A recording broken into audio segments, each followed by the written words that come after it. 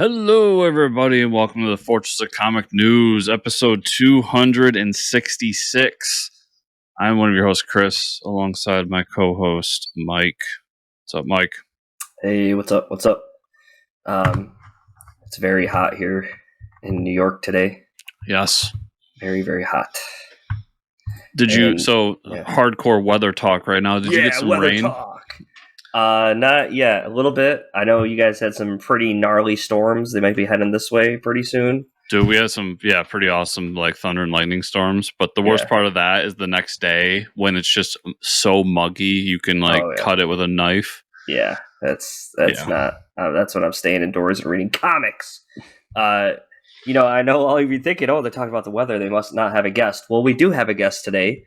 Mary Dumas is on the show, and she's going to talk about her World War II comic, The Lucky Ones, a combat engineers comic. So we talk about her relationship with her father being in World War II and some of the aspects of that. Really great interview. Kickstarter comes out today.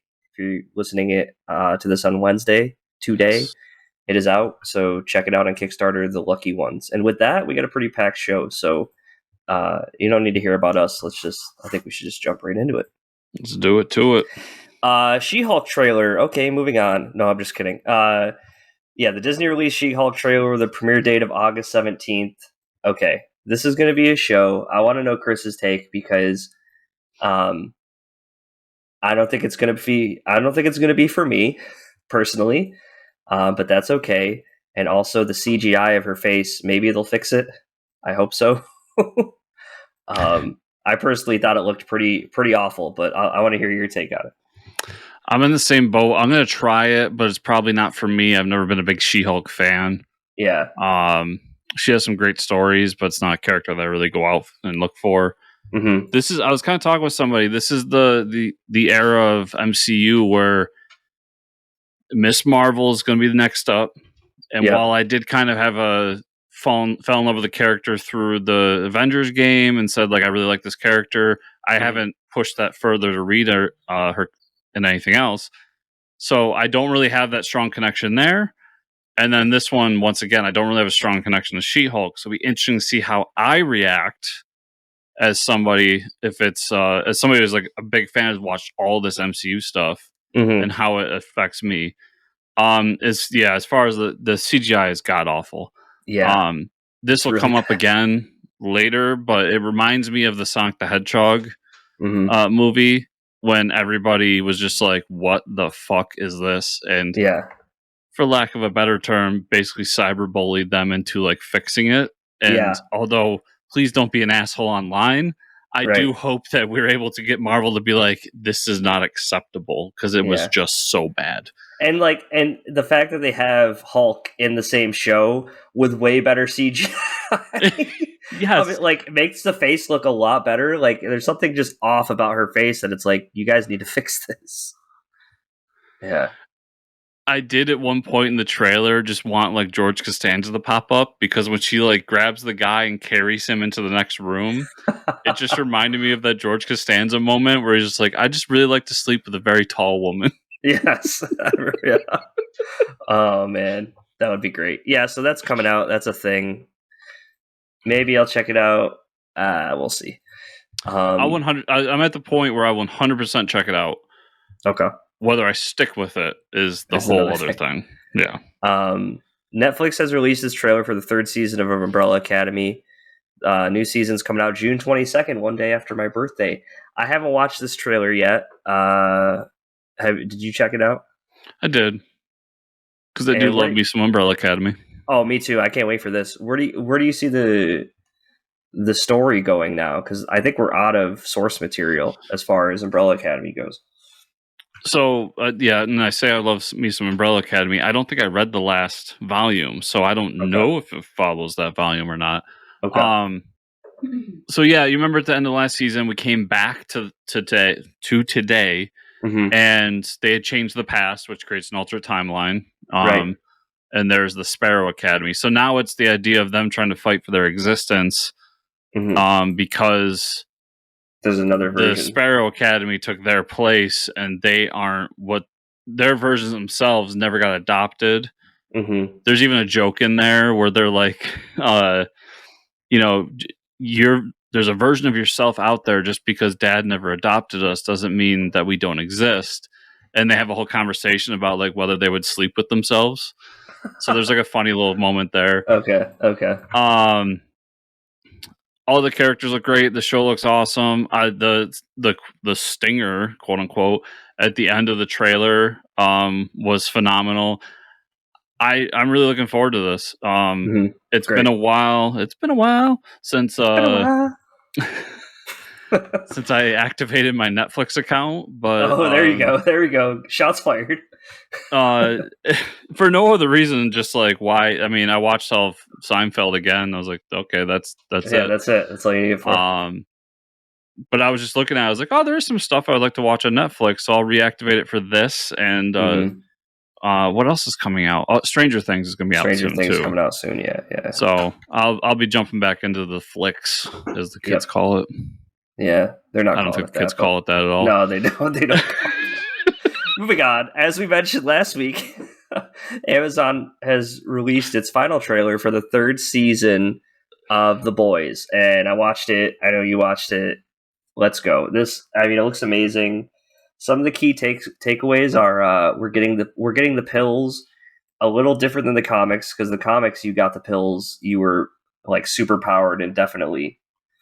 I believe this is almost Injustice Gods Among Us style. Yeah, you get it for 24 hours. Yeah. This is like, well, it's Hour Man in a sense that you get 24 hours. So you get 24 hours of powers. So that's what they're doing to get go toe to toe. It looks like we've time jumped like a year. So Huey's like in the FBI now. They're all in the FBI except Butcher. Butcher's been on his best behavior. And then we get Soldier Boy. Looks awesome. Yeah. Captain America is in the show, Chris. There you go. Yes. And then, we get the...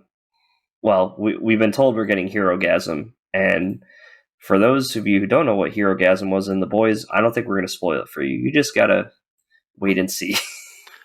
That's when I want the masses just experience, like I did. Yeah.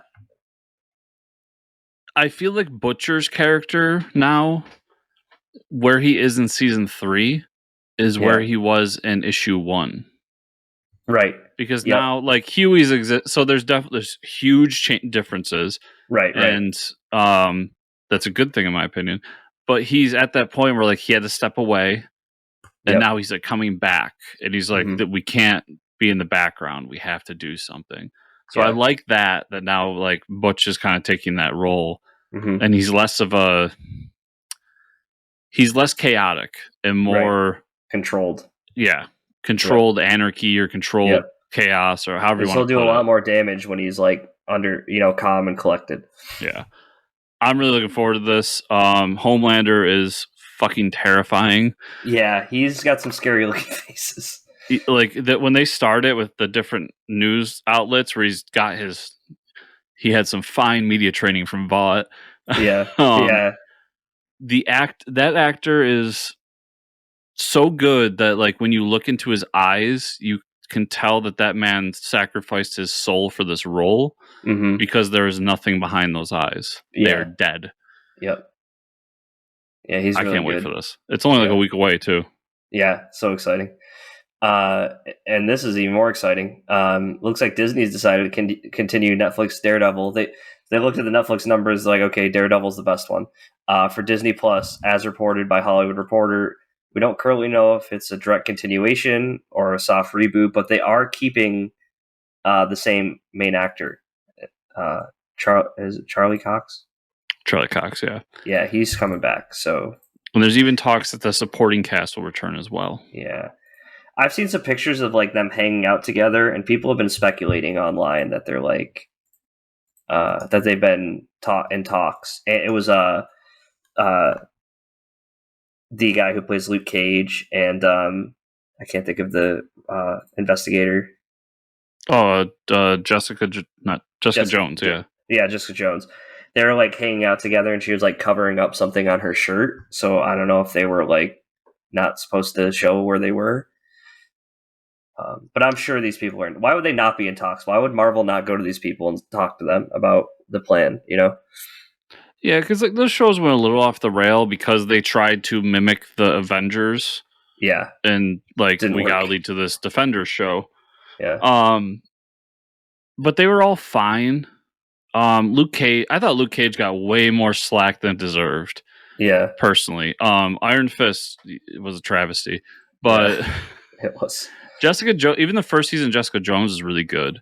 Yep, it was. But the standout star of all of them, the one that should be seen in a positive light, and I believe is seen in a positive light, is Daredevil.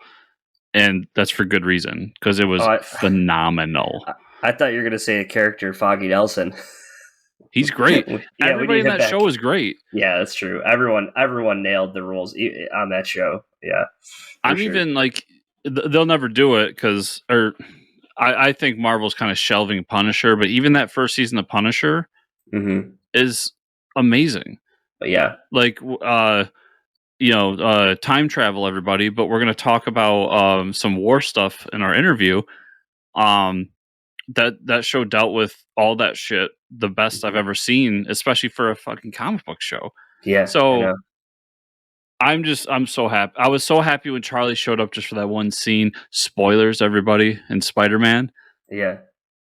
But also, we know Wilson. This almost confirms that Wilson Fisk isn't dead, because Wilson Fisk, Kingpin, gets shot off screen in the Hawkeye show. Yeah. So wouldn't this be perfect? Actually have the Daredevil versus the comic book Wilson Fisk go at it in a season. Yeah, I'm so ready. I'm ready for all of this. I've been saying I've been becoming more and more of a Daredevil fan in my life. He's been my number 2 forever. Yeah. And I'm just so happy because Charlie was phenomenal and that show was phenomenal. And I wouldn't mind if they kind of soft reboot it and just say we don't have to say that none of that happened, but we can just kind of move on. Yep. And do something a little different. Yep. Charlie's been blipped for 5 years, so here we are now. That's how they do it. Right? Yeah. They could literally start it by showing the blip where he disappeared, came back, and then do it pre-Spider-Man, where he was kind of back doing stuff and met up with Pete and, met up with S.H.I.E.L.D. I don't know. Better writers than me could figure something cool out. Yeah, someone's doing something. Movie news. And some disappointing news. I mean, this is too good to be true. After 3 months of pre-production and the announcement of a casting, WB has decided to scrap the Wonder Twins movies, you stupid bastards. Hopefully, maybe they've done some, it might come out with, the George Miller Justice League movie where we get to see some people in costumes, because I would still like to see that. But that's such sad news. Take a chance, come on. Yeah, I almost wonder if this is a part of their whole restructuring after the sale. Yeah, no doubt. We talked about it on the show, right, where they want to create a DC films and get their own Kevin Feige, and so I almost wonder if that's the reason for it, that they're trying to scrap as much that's early in development to kind of move on. Yeah, but it is unfortunate because Wonder Twins didn't need to be a part of some cinematic universe. They could have done something fun on the side. Yeah, I know. And they had a cool cast too. That's the other thing. Yeah. Damn it all. Yeah. I guess you watched Chip and Dale Rescue Rangers talk. Yes, because I want to spread the love that is this movie. And I heard Batman shows up in it. He does.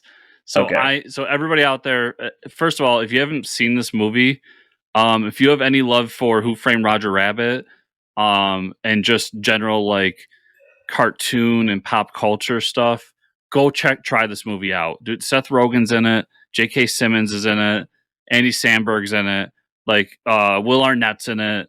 Wow. It's just a phenomenal cast. For everybody else, I'm going to go into a little bit of spoilers here. So you've been warned. So I had no interest in this movie whatsoever. It's Chip and Dale. I watched Chip and Dale Rescue Rangers as a kid. I liked it, but I have no nostalgia for it. And then I saw it was spoiled everywhere online that Ugly Sonic is in it. Yeah. And I was like, okay, what is this? I got to check this out. It's on Disney Plus for quote unquote free. Yeah. It's an hour and a half. hour 20, I think. So it's a short movie. Let's see what this is. So I got home and I turned it on in the background and I started watching it. And it's so much fun. Mm-hmm. The idea is that the cartoon characters we know and love are real, and the shows we watch were the cartoon characters acting them out. So much like Who Framed Roger Rabbit, right? Who's in the movie. Oh man, that's awesome. And Chip and Dale had after the show ended, they stopped being friends. So the story itself is like very basic. They stop being friends, an event brings them back together, and they have to solve a crime. Okay. Like that's it. But it's everything around it that makes it great. Like, so all the cartoons, they can go through a surgery to make them CGI 3D versions of themselves. Okay.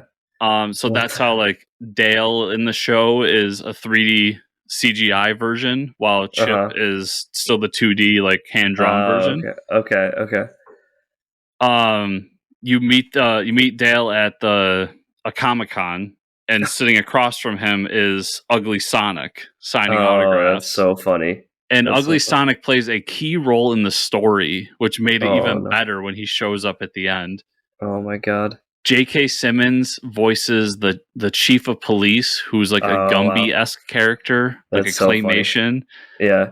I don't want to give away too much, but like there's cameos galore. Yeah. The bad guy, you don't really see coming, but it's so phenomenal who the bad guy is.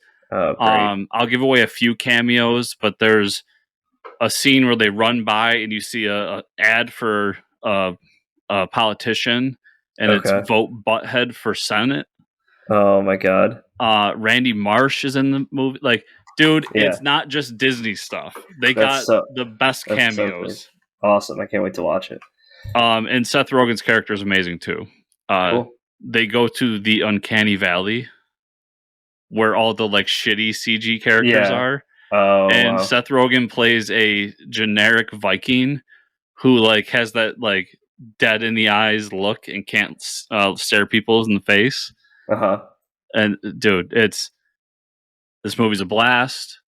I've been telling everybody it's a modern day Who Framed Roger Rabbit is what it is. Okay. It's more kid friendly and like family oriented, but that's what it is. It's awesome. That sounds so cool.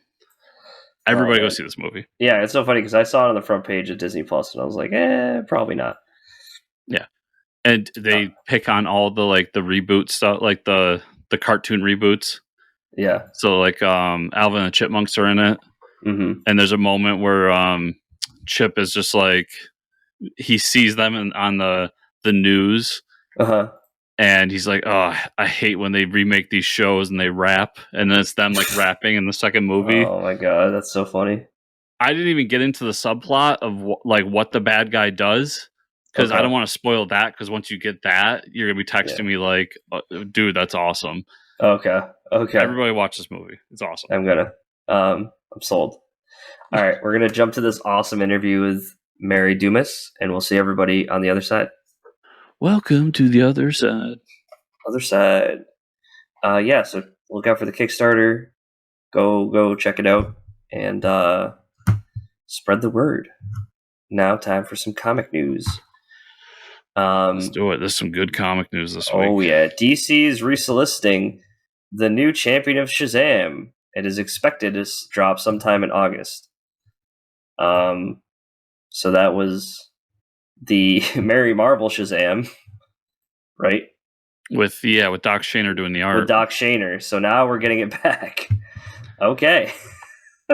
I wanted to bring that up because it got postponed a while back. Yeah, it did. It got it was supposed to come out like months ago. I'm pumped because I love Doc Shaner. We've talked about it. Cannot wait for that. Yeah. DC has announced that for the first time ever, Daily Planet boss Perry White is getting his own comic next. The 48-page one-shot comic, oh god, is titled Superman. Okay, hold on. This just went from awful to okay. I'm going to read it. The title's amazing. The title is Superman's pal, Jimmy Olsen's boss, Perry White. What? It is written by Matt Fraction with art by Steve Lieber. What? Okay, Matt Fraction's writing this? Okay, yes. This is the team that did Superman's pal, Jimmy Olsen. Yeah. Pre What version of DC are we in? Infinite Frontier. Oh yeah. This is a pre-Infinite Frontier. This is a Rebirth book. Yeah. Yeah. So it coming back is pretty cool. I know the people who read it really liked it. The title alone is just so good. It's so easy and so simple, but I love it. Yep. I'm gonna have to check it out. Here's the big one, everybody. Oh yeah. Here we go. Buckle up. As part of the One Dark Knight story, DC has announced that they're releasing a series of one-shot comics starting in August, with another one to hit every month after. What? The basic premise that connects these issues to give the Batman villains their own Killing Joke moment. Whoa, that's pretty cool. So let's start there. It's cool and it's not at the same time, because that's a weird thing to tell your writer, to be like, give them a Killing Joke moment. Yeah, give them a Killing Joke moment where they, I don't know, where they shoot Barbara Gordon in the back. That said, I'm going to buy probably all of these, and I'm really excited about some of the characters they chose. Go ahead. Okay, so let's go through it. Comics Falls, Batman, One Bad Day, The Riddler by Tom King, and Mitch Gerads. Okay, I do not believe that Tom King can write a one-shot and be done, so I do want to see this. I'm most excited for this one because of that, because it's a one-shot. It's one shot. Here we go. Batman, One Bad Day, Two-Face by Mariko Tamaki and artist Javier Fernandez and Jordi Belair. Okay, love me some Two-Face. Yes. Batman, One Bad Day. I didn't write the character down for that one. Either way, but there's another one, John Ridley and Giuseppe Camuncoli. Batman, One Bad Day, Mr. Freeze, Jerry Dugan, and Matteo Scalera. Okay. The Mr. Freeze one, I'm interested. First, I love Jerry Dugan, and Jerry Dugan's a Marvel guy. Yeah, which is crazy. So I'm interested to see how they pull that off. And also, real quick, the John Ridley one is the Penguin. Okay. And these last two are pretty awesome. There's a Catwoman one by G. Willow Wilson and Jamie McKelvey. Once again, justifying me. Catwoman is a villain. Yep, exactly. A Bane one by Josh Williamson, art by Howard Porter. Okay. I'm have to read all these. Clayface, okay, by Colin Kelly and Jackson Lanzig, art by Zermanico. This is going to be the best one, hands down. Not only that, but this once again solidifies my theory that Jackson Lanzig Colin Kelly and Jackson Lanzig are the successful version of me. Yes, doing all the characters that I love. That's because Clayface has been one of my favorite Batman villains forever. Yeah, it's happening. We got to get them back on. And then Ra's al Ghul, this is awesome too. Tom Taylor, Ivan Reis. Damn, good job, DC. You knew you had something cool. You're like, wow, this is a crazy story of just one night with Batman with one villain. So let's do a bunch of these. Yeah, imagine that. It could have been. Like I said, the premise of like, let's have them all have their Killing Joke is strange, but you went in all the way. Right. Like, to put it crudely, you went in balls deep. So, I am excited for it. And it's one book a month. They're probably going to be $10 books because I think there's 64 pages. Oh, God. But they're getting their money. But yeah, it'll be a fun conversation for those months when we get to it. Oh, for sure. Marvel has announced that they're bringing back Damage Control with a new 5-issue series, if anybody cares. Written by Adam F. Goldberg, creator. Okay, this is awesome. Creator of the show, Goldbergs, alongside with Charlotte Fullerton, the wife of the co-creator of Damage Control, with art by Will Robson and Jay Fosgitt. The Goldbergs is an amazing TV show. So Adam Goldberg, that's pretty interesting. Will Robson did the most recent Great Lakes Avengers. He doesn't do a lot of interior art. Because I think I interviewed him alone. I don't think you were on that interview. But he told me, honestly, he's like, yeah, because interiors don't pay. But his art is really good and I like it. So I love when he does interior stuff. I know of Damage Control. I like the premise of Damage Control. I've never read Damage Control. Okay. And actually, after this announcement, I bought the complete edition so I can read it. So I'm excited to see if it works for me. Cool. After last week's rumor, it's now been announced by Marvel they're losing Conan Barbarian license. Not 100% clear when, that's going to go into effect. But the current King Conan series will be the last new King Conan comic. Will be the last new Conan comic Marvel will publish.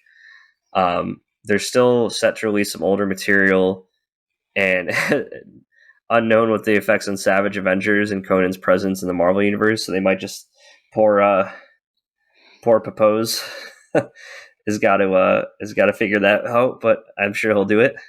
They'll just bring in someone that's no named, barbarian. So I gotta try a little lightly, but I'll talk about Savage Avengers later because I think this was in the thesis of doing Savage Avengers again. They knew it was coming. Yeah. But I will say I knew that my sources not propose everybody, but I did know somebody that talked about this like months ago, where there was actually a thing where they were talking about just canceling all Conan stuff because they were fighting with the license holders. Interesting. So this has been a thing for a little bit now, but it's now like in the public and everybody knows about it. Dynamite Entertainment, this is cool, has announced a new James Bond comic starting in August, simply called 007. Series written by the superstar, I will read that, Philip Kennedy Johnson, with art by Marco Finnegan. This is right up Chris's alley. He loves 007 and he loves PKJ. And I'm going to read this too because I do love me some PKJ. Yeah, and I've gotten every 007 book they've done. Yeah, so I know you're a big fan of that. There's no reason to stop now. Yep. This is the biggest news to drop this week. Image Comics has announced they're bringing back Shirtless Bear Fighter with a second volume this summer. Oh my god. I was just looking at my books on my shelf and I saw Shirtless Bear Fighter there and I was like, I wish they made another one of these, man. They really should have. And here I am. One of the simplest comic concepts ever. There's a guy, he rips off his shirt. He lives with bears and he's just like unstoppable. It's amazing. And and the bears, if anybody forgets when I talked about this comic, were the big villain was the toilet paper industry CEOs. So they were like trying to kill the bears. So it's like, I don't know which I think it's Charmin, Charmin toilet paper. Yeah. So that's like the premise of the comic comes from a package of Charmin toilet paper. It's amazing. This is one you talked about constantly and I never read. And when this popped up, I was like, I need to buy volume 1. Check this out. Maybe Mike was right, huh? Dark Horse announced a new creator-owned comic called Minor Threats. 4-issue series about a group of low-level supervillains. Ooh, this is cool. Written by Patton Oswalt and Jordan Bloom. Nice. Maybe we can get Patton on the show. That would be cool. Come on, Pat. Get on the show, Pat. Yeah, let's do it. Yeah, this sounds cool. And Dark Horse is quietly doing some cool stuff.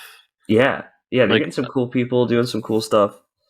Like last week's Survival Street, I'm so excited for that. Mm-hmm. This sounds right up our alley. Like, shitty villains teaming up. Villains. Like, let's do it. Patton Oswalt writing it. We know he understands the fan base. Yeah, I'd be pretty pumped. Yeah, I can't wait for that. Dark Horse, keep it up. I'm going to talk about what I read this week. Let's see. Read a few comics. Yeah, read quite a bit. I read Crossover 13. You talked about that last time. It was good. Did you read GILT number 2? No. It's good. It's time travel stuff. The actual time traveler going back and bringing some with her kind of causes some issues in the real world. So, that's pretty interesting. Night Wraith number 1. Is it Night Wrath or Night Wraith? It's Night Wrath. Sorry, everybody. This is by Daniel Calvin. He was on the show a couple months ago. It's basically a 90s comic where this guy basically turns into the Hulk, but the first issue is like him turning into this like Hulkish character, and then he meets this kid that he saves who wants to be like him. So I thought it was a pretty good first issue. And I also had another Kickstarter comic called The Masters number 1. I don't know if anyone picked this one up, but I picked it up because it looked like the cover was a homage to a Batman cover. You can see this. Oh, that's phenomenal. Yeah. And they had one that was the Justice League International cover. So yeah, the art got me to pick it up. A lot of great artists, but it basically is like it's almost like a 90s Justice League comic, but this guy is gathering all these different villains, and yeah, some of them are shitty villains, and he basically needs to steal these pieces of art, and he doesn't know why. They don't know why, but also when he tells them that they need to steal a piece of art, each piece of art is in a different city that has a different superhero protecting it. And another great plus to this book is they put in one of those fake like Twinkie ads like they used to put in like the Batman character is like swinging in one of the pages and like he uses Twinkies to fight a villain. It's not Twinkies, it's something else, but Yeah. I remember when they used to do those in comics. They still do sometimes. So yeah, like the Snickers ads they were doing for a while there. Yeah, the Snicker ads. That was fun. So that's called The Masters, everybody. Check it out. That sounds cool. Yeah. Wrong Earth, purple. This issue was fantastic. And it was a little like depressing there at the end, but it was like basically this villain that was like sticking. This is the Stuart Moore, Fred Harper issue, the Wrong Earth one shot. And did you read it? No. Okay, so basically this guy is like his character is Prince, but he has like he plays the saxophone and it has all these crazy gadgets that like thwart people, and the Dragonfly of that world, the Batman of that world, is being a shitty business owner, or he's being like a shitty philanthropist. He's being a terrible Bruce Wayne, pretty much. And then he realizes that he catches the villain, and the villain ends up like killing himself at the end. And then he realizes like, oh man, I'm doing a really bad thing to people, and like not doing anything to actually help the people, even though I want to be he knows there's bad things going on in his business, but he does nothing to stop him. It was a really cool issue. The Prince style character was really awesome. I know you read this one. This would be Thor 25, the continuation of the Hulk Thor fight. So we do find out what happens. And where was he? Where we keep talking about the incident every issue. It's not San Antonio. It's like something like that. Yeah. But anyways, we find out that Bruce Banner walked into a bar and started infecting people with the Hulk. El Paso. With he starts turning everybody into Hulks, and then he starts going crazy and murders them all and sets the building on fire. So that was kind of wild. And then he's having a conversation with Odin during all this, and Odin says this is some crazy magic you're using. Where does this come from? So there's a little hint of there's something more going on here that Hulk is related to magic using. But before that, Tony Stark's talking to the Avengers, and he's like, listen, I'm going to go kill the Hulk because he tried to kill me and what he did in El Paso. So they're like, no, you're not. And he's like, yeah, I am, because I'm not in this suit. I'll see you later. Donnie understands Tony Stark so well. That moment where he's like, I've never really been at any of these meetings. You know that, right? Yeah, right. That was pretty great. That was I was wondering that too. I'm like, I wonder how he can write the Avengers. And then he did such a great job. We need a Donnie Cates Avengers book. Yeah. Now. But at the end, when he shows up with his new toy that he brought, he pretty much has a giant Gundam. If anybody's watched Gundam Wing. Yeah. But it looks just like one of those Gundams with all the machine guns and bullets all attached. It's basically like a Megazord. It looks insane. Phenomenal issue, yeah. I was a little surprised that they gave us the El Paso thing in an issue of Thor and not an issue of Hulk. But right. Other than that, it's it's awesome. Yeah, really good. And then the last book I had this week that I got to, I have some others that I didn't, was World's Finest, number 3. Great issue. Once again, Mark Waid just understands the whole Batman-Superman relationship when it comes to getting around town, because Superman just carries him. He doesn't have a fancy bat plane or anything. He just carries him around.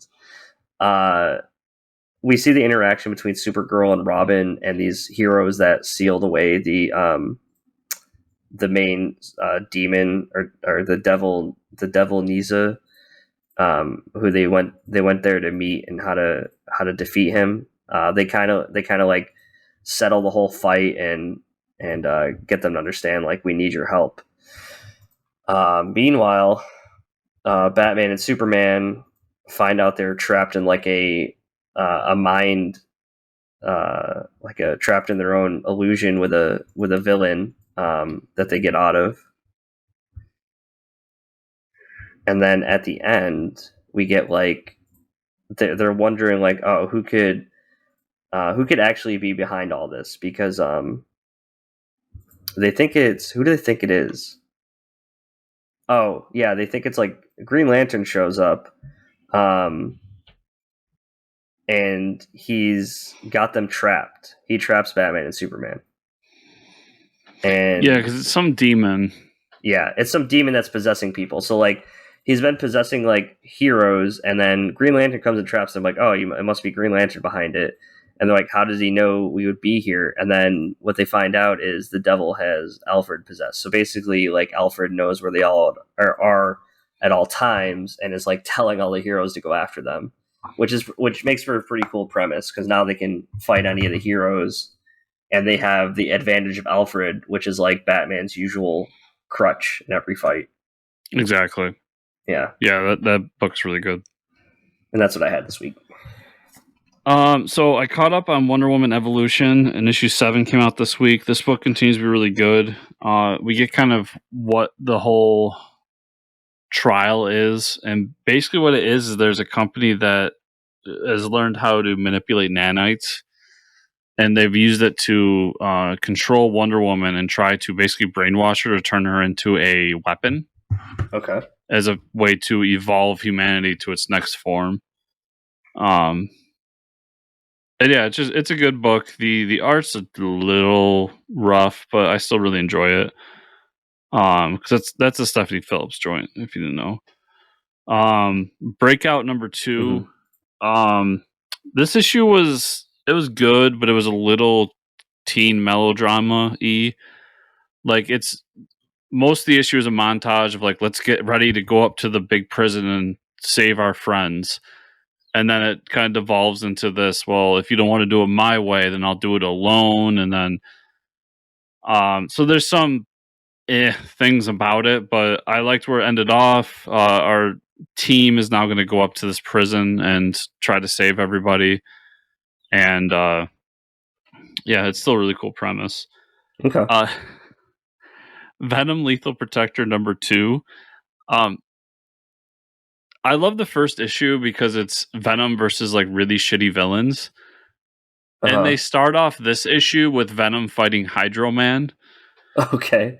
So it just continues the whole thing. But like Venom starts this issue off. In the last issue, he was defeated. So now he has to kind of go underground and heal. So he spends overnight to go underground, gets up the next day, and we find that Hydro Man had left like little puddles across the city so he could find Venom and fight him. God. And then the character who defeated him, who was like an unknown shitty villain,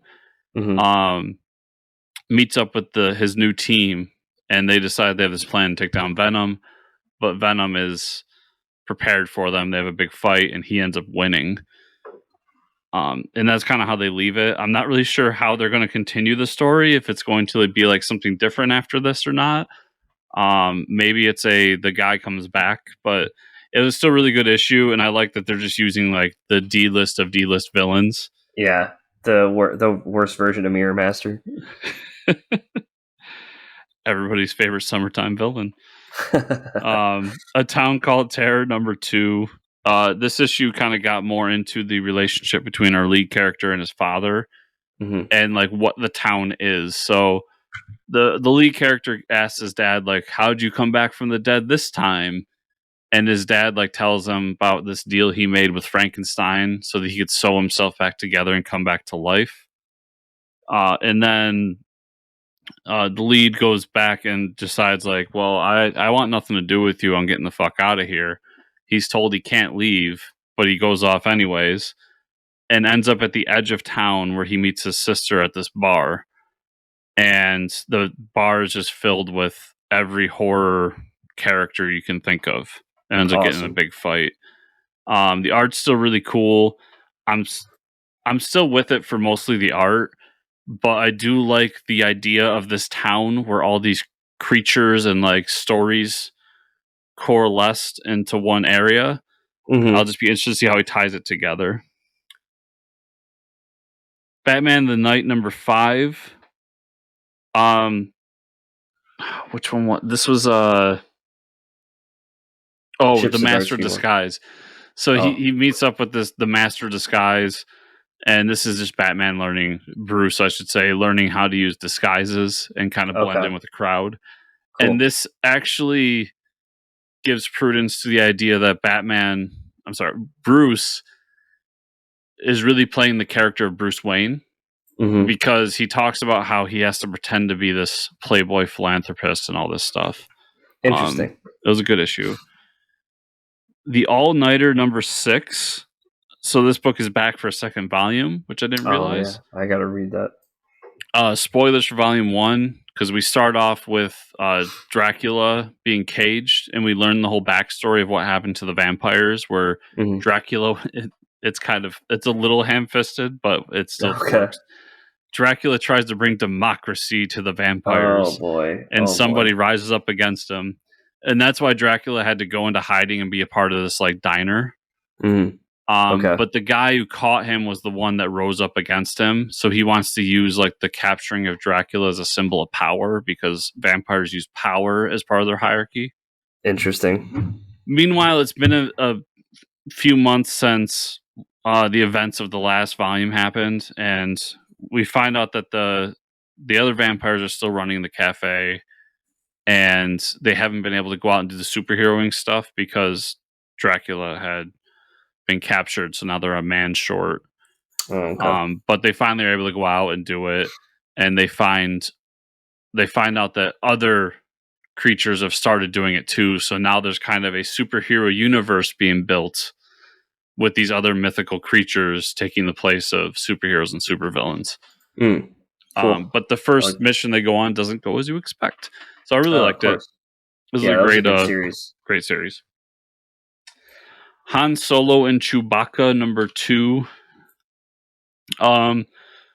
Anybody that knows Star Wars knows that Greedo is a piece of shit. So no surprise that he not really double crossed, but he had bad intel and basically lied to Han. Of course. And that their mission doesn't go that well. That's all I'll say with that.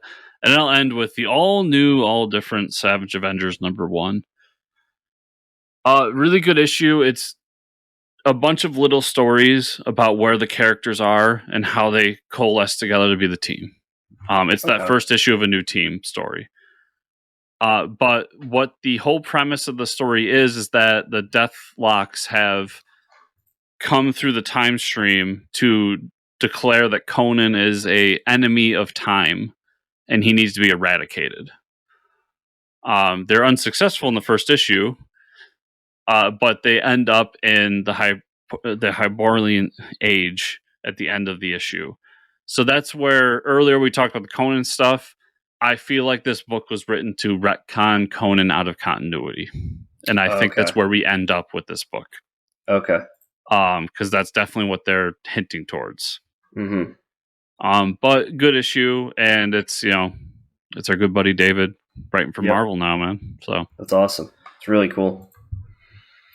Mike, that's everything I had this week. So that's not everything I had. I just pulled up the flash facts that I forgot to do at the beginning of the show, so we're going to do them right now. Flash facts. Pat's Flash Facts, Season 8, Episode 15. Pat, this is a test to see if you still listen to the end of the episodes. Oh boy, this is definitely done on purpose. Oh yeah. Oh boy, here we go again. Iris's time sickness causes her to disappear again. The Still Force appears to Barry and tells him that Iris is in the Still Force. So the Still Force is also suffering from the Iris's time sickness. Barry goes into the Still Force and starts breaking down due to time sickness. The Still Force betrays and traps him there. It also traps Nora from the future with Barry. Together, Barry and Nora are able to escape the Still Force. We don't know why the Still Force betrayed Barry in the first place. Because it's the Still Force. Sounds like a the filler opposite episode. of the Speed Force. That's how that works. Sounds like a filler episode. No surprise there. Nothing enticing me to watch the show still. So, but thanks for fighting the good fight there, Pat. So now, Mike, where can people find you on the internet? They can find me at Fortress Ricker on Twitter. Where can they find you and or the show? You can find me at Fortress Chris on Twitter or at fortresscomicnews.com. Remember, everybody, to like, subscribe, share, comment down below on the YouTube version of this, and to give us the 5-star review on the podcast version of this as well. And if you want to go the extra mile, patreon.com/fortresscomics. Thank you all for listening this week. And we will see you all here next week. See ya.